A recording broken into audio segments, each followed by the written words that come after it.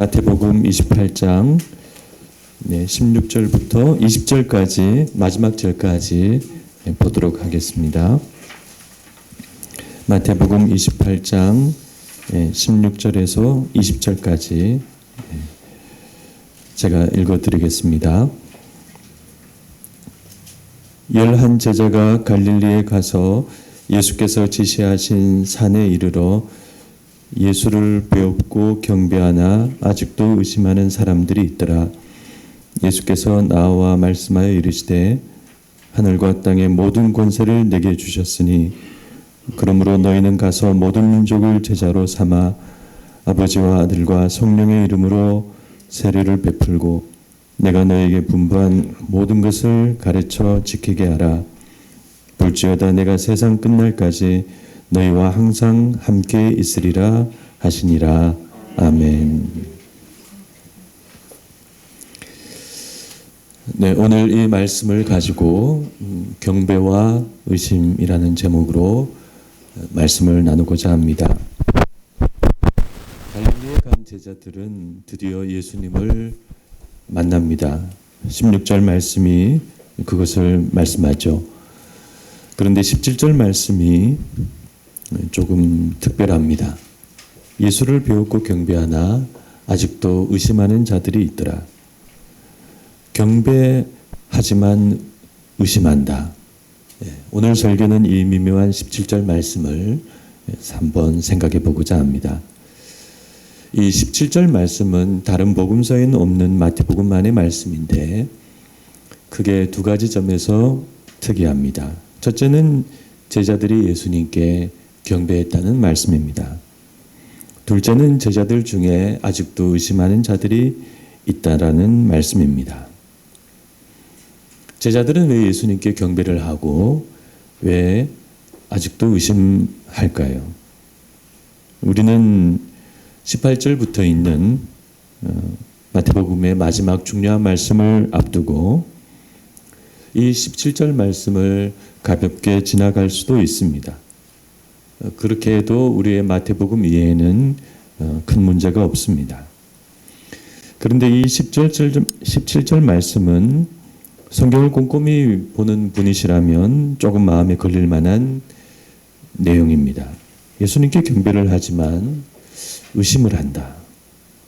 경배와 의심은 서로 어울리지 않는 것이죠. 그래서 이것이 무슨 상황일까? 그리고 의심을 한다면 무엇을 의심한다는 말인가? 그런 생각을 하게 됩니다. 그리고 가장 궁금한 점은 왜 마태가 굳이 이 말씀을 기록하고 있는 것일까? 그것도 이 마지막 중요한 말씀을 앞에 두면서 왜 굳이 이 말씀을 하는 것일까? 그런 생각이 듭니다. 차라리 이 말씀을 빼면 마태복음의 이 마지막 내용이 더 자연스러울 것 같습니다. 그래서 11 제자가 갈릴리에 가서 예수께서 지시하신 산에 이르러 예수를 배웁고 경배하니 예수께서 나와 말씀하여 이르시되 하늘과 땅의 모든 권세를 주셨으니 그러므로 너희는 가서. 어떻습니까? 이렇게 마무리하는 것이 더 자연스럽지 않을까요? 제가 만약 감히 마태라면은 이렇게 했을 것 같다라는 그런 생각을 해봅니다. 그런데 이렇게 하지 않은 데에는 이유가 있겠죠. 마태가 이 내용을 부자연스러움을 무릅쓰고 또 저 같은 사람의 생각과 불평을 무릅쓰고 이렇게 기록한 데에는 이유가 있을 것입니다. 그래서 오늘 우리가 이 17절 말씀의 내용을 알아보고 은혜와 교훈을 받고자 합니다. 우선 이 17절 말씀을 원어로 한번 살펴보면 이렇습니다. 그들은 그분을 보고 경배했다. 그러나 그들은 의심했다. 현재 우리말 성경에는 아직도라는 말이 있지만 원어에는 없고 그냥 간단히 그러나 그들은 의심했다라고 되어 있습니다. 학자들은 이 말씀의 의미를 알기 위해서 크게 두 가지 내용을 중점적으로 해석합니다. 하나는 그들이라는 주어이고 다른 하나는 의심했다라는 동사입니다. 그런데 대체로 그들은 11 제자를 가리키는 것으로 보는 의견이 지배적입니다. 그래서 의심했다는 동사만 우리가 살펴보면 될 것 같습니다. 의심했다는 동사는 에디스타산이라는 헬라어인데 원형은 이제 디스타조라는 그런 단어입니다. 이 단어는 의심했다라는 뜻도 있고 또 주저했다라는 뜻도 있습니다. 그래서 의심했다는 것은 불신을 의미하고 주저했다는 것은 불확신을 의미하죠. 그런데 불신과 불확신은 우리가 아는 바대로 조금 다릅니다. 불신은 믿지 않는 것을 의미하고 불확신은 믿지만 제대로 믿지 않는 것을 의미하죠. 그러면 이 단어의 의미가 최종적으로 불신일까요? 아니면 불확신일까요? 네, 불확신이라고 생각됩니다. 이렇게 해석할 수 있는 이유는 이 단어가 나오는 다른 유일한 본문을 살펴볼 때 그렇게 해석되기 때문입니다. 이 단어는 신약 성경 안에서 이곳과 마태복음 14장 31절 단 두 군데에만 나옵니다. 마태복음 14장 31절은 이렇습니다. 예수께서 즉시 손을 내밀어 그를 붙잡으시며 이르시되 믿음이 작은 자여 왜 의심하였느냐 하시고. 여러분, 여기서 예수님이 즉시 손을 내밀어 잡아주시는 이 사람이 누구일까요? 네, 베드로입니다. 지금 베드로는 물 위를 걷고 있습니다. 그런데 걷다가 그만 물에 빠져버렸습니다. 그때 예수님께서 이 말씀을 베드로에게 하셨습니다. 그러면 여기서 베드로가 의심했다라는 것은 불신일까요? 불확신일까요? 네, 예수님께서 베드로에게 믿음이 작다고 말씀하셨죠. 그러면 베드로는 예수님을 믿고 물 위를 걸었지만 믿음이 부족하여서 물에 빠지게 된 것입니다. 그래서 여기서 베드로의 의심은 불확신이라고 할 수 있습니다.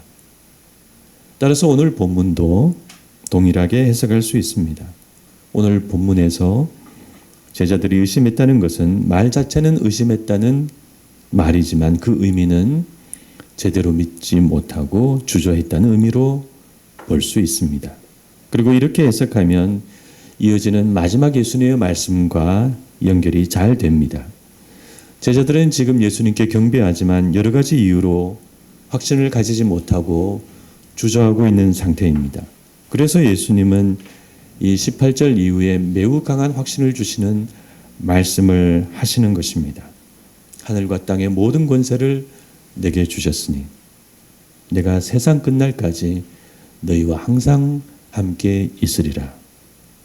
그러므로 결론적으로 우리는 이 17절 말씀에 제자들이 의심했다는 이 말씀의 의미를 불확신과 주저함으로 그렇게 이해할 수 있습니다. 예수를 배웠고 경배하나 그러나 그들은 확신을 가지지 못하고 주저하더라. 그러면 제자들은 무엇을 확신하지 못하고 주저하고 있는 것일까요? 18절 이후에 이어지는 이 문맥을 고려하면 그것은 앞으로의 하나님의 나라 사역이었습니다.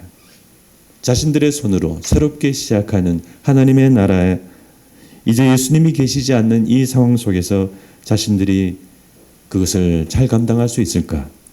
그런 미래를 확신하지 못하고 주저하고 있는 것입니다. 그래서 이것은 제자들이 예수님의 부활이나 부활하신 예수님의 모습을 믿지 못하고 주저하는 것은 아닙니다. 또 제자들은 자신에 대한 예수님의 용서를 믿지 못하고 또 주저하는 것도 아니었습니다.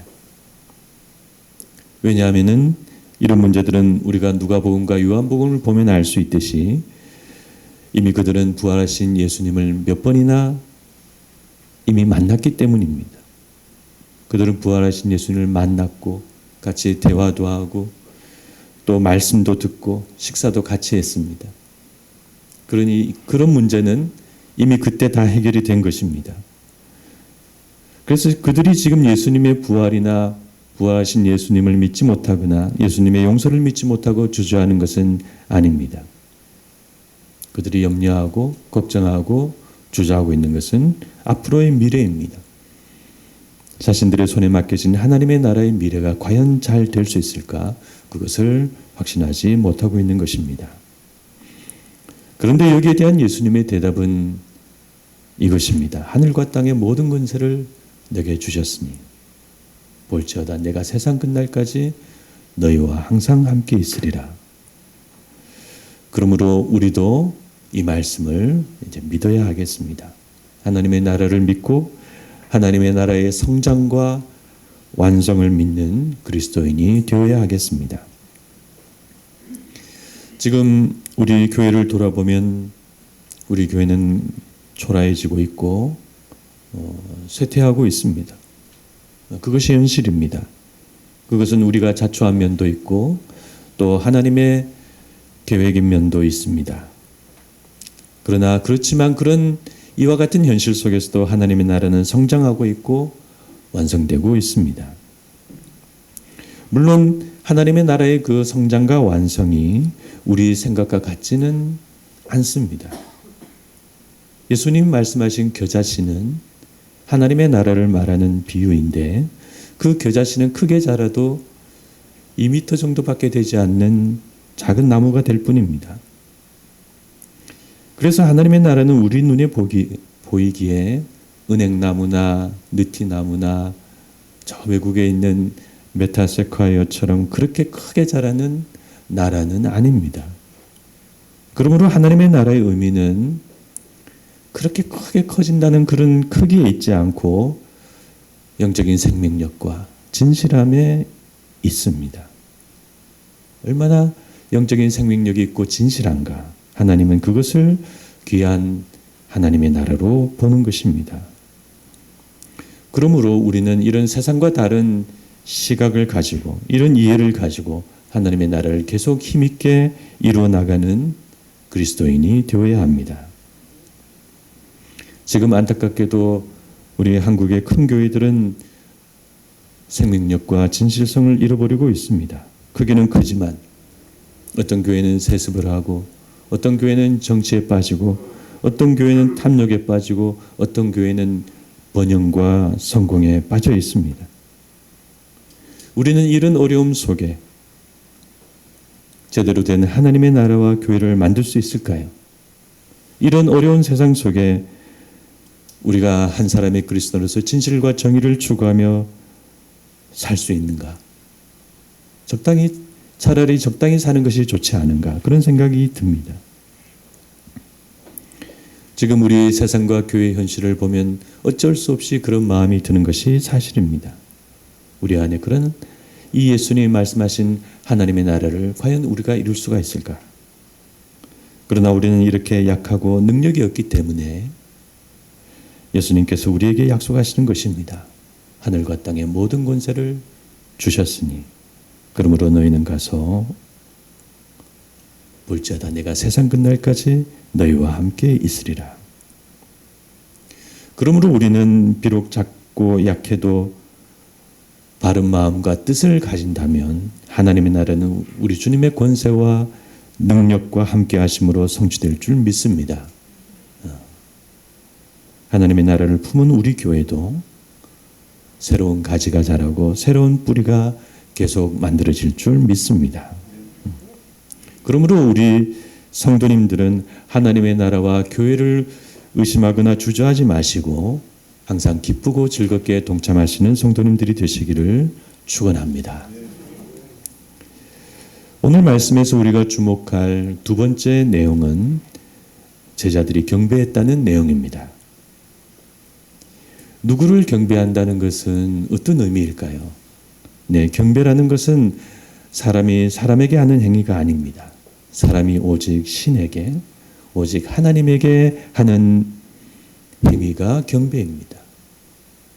그래서 우리가 지금 이렇게 드리는 예배도 그 본질은 경배입니다. 예배가 뭐냐?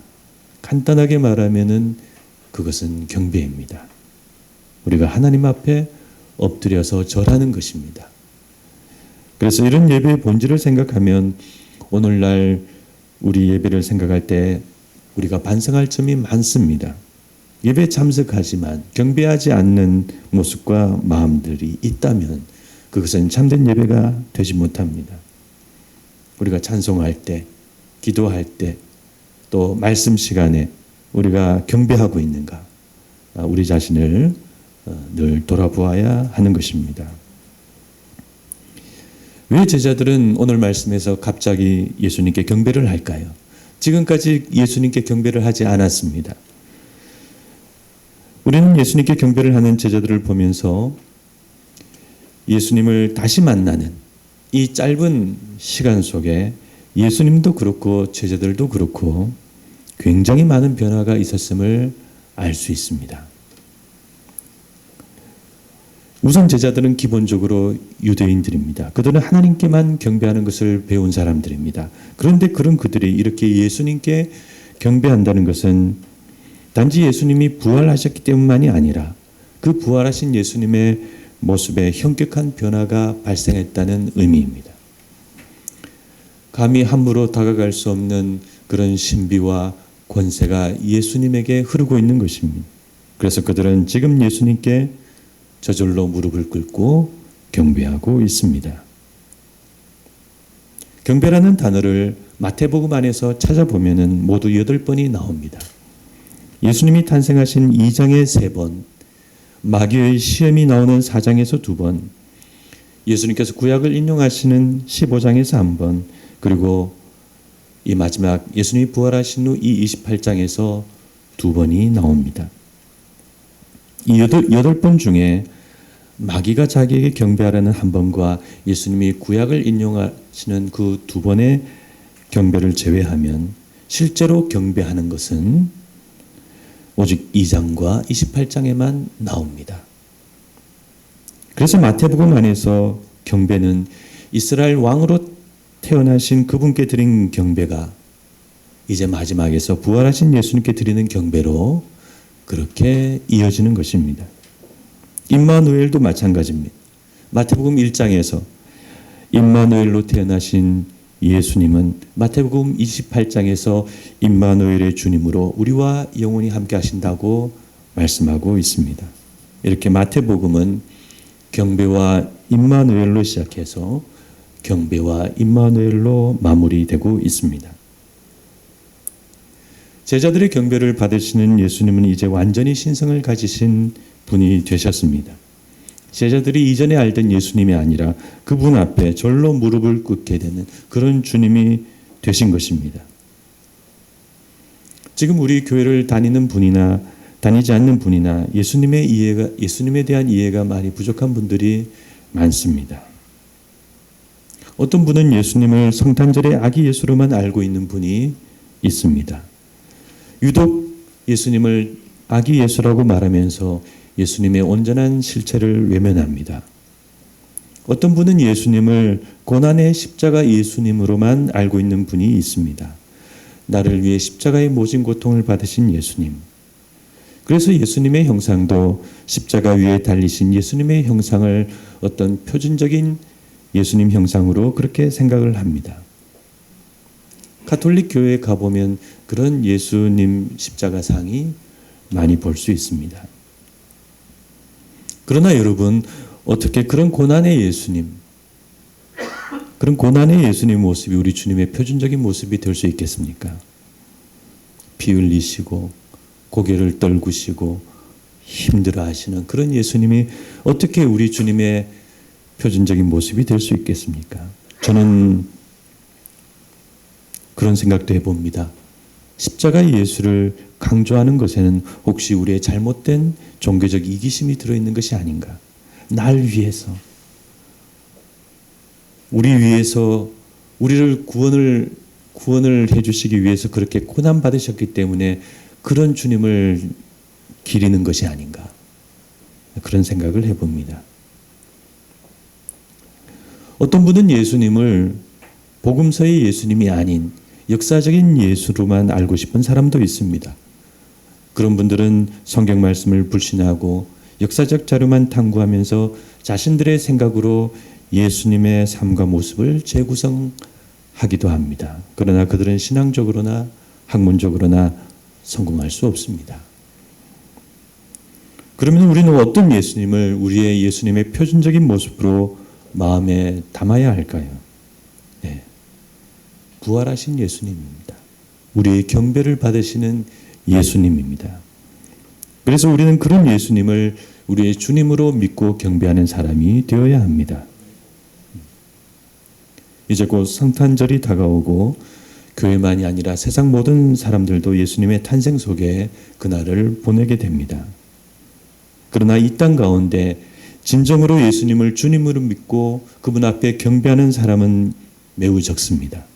모두들 자기 삶에 바쁘고 자기 일에 바쁘고 예수님을 주님으로 믿지 않습니다. 심지어 오늘날은 우리 교회 안에서도 예수님을 주님으로 섬기지 않고 믿지 않는 그런 안타까운 모습도 많이 있습니다. 하지만 우리는 이제 이 마태복음의 마지막 페이지, 마지막 말씀에 이르면서 이 한 가지를 분명히 해야 하겠습니다. 예수님은 내가 무릎 꿇고 경배드리는 진정한 내 주님이신가? 예수님은 진정 내가 경배드리는 주님이신가? 우리는 우리 자신에게 묻고 진정성 있는 대답을 해야 합니다. 우리는 지금까지 마태복음을 보았는데 마태복음을 다 보고 그저 이 책을 덮을 수 없습니다. 책 한 권 읽고 시 한 편을 보고 소설 한 권을 읽고 잠시 생각하다가 그 책을 덮고 결국 책장에 넣어버리는 그런 일이 되어서는 안 됩니다. 나는 예수님을 내 주님으로 경배하고 섬길 것인가? 우리는 이 결단 앞에 지금 서야 합니다. 물론 이 결단은 한 번의 결단이 될 수 없습니다. 우리 삶의 고비마다, 우리 삶의 갈림길마다 우리는 이 결단 앞에 늘 서야 합니다.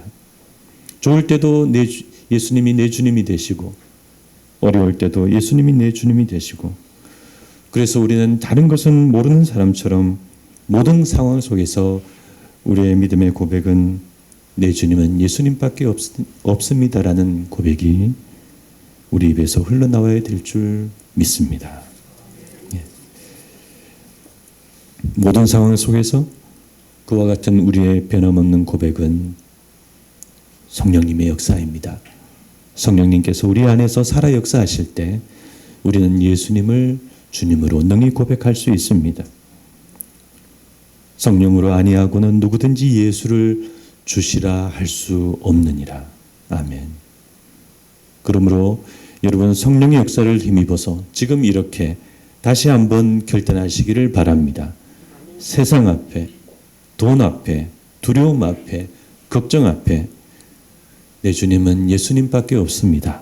신앙 고백하는 여러분이 되시기를 바랍니다. 그러면 세상 끝날까지 항상 함께 하겠다 하신 우리 주님의 사랑과 은혜와 약속은 우리에게 현실이 될 줄 믿습니다. 말씀을 맺고자 합니다.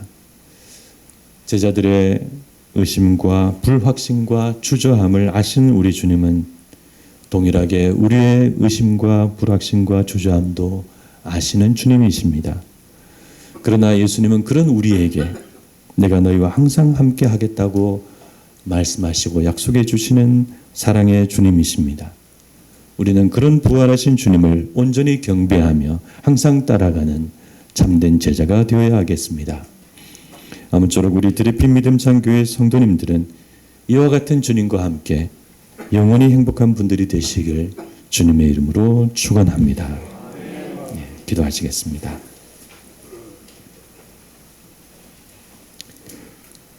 하나님, 우리는 오늘 말씀에 이 제자들처럼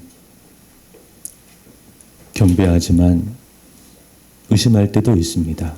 우리의 믿음이 주저하고 확신을 가지지 못할 때가 많습니다.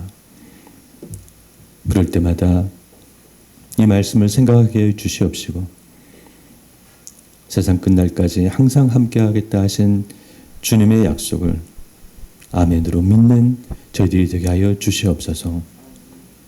또한 우리는 이 마태복음의 마지막 이 말씀에 이르면서 나는 주님 앞에 진정으로 경배하는 사람인가 다시 한번 돌아보게 하여 주시옵소서. 나는 모든 상황 속에서 내 주님은 예수님밖에 없습니다. 그런 고백을 하는 사람인가 돌아보게 하여 주시옵시고 우리의 어려운 순간마다 고비마다 갈림길마다 그런 고백을 하며 살아가는 저희들이 될 수 있도록 인도하여 주시옵소서. 지금은 우리 주 예수 그리스도의 크신 은혜와 하나님 아버지의 무한하신 사랑과 성령님의 감화감동 교통하심이 주님을 내 주님으로 고백하고 경배하며 따라가기를 원하는 여기 있는 모든 분들 머리 위에 지금부터 영원토록 함께 있을지어다. 아멘.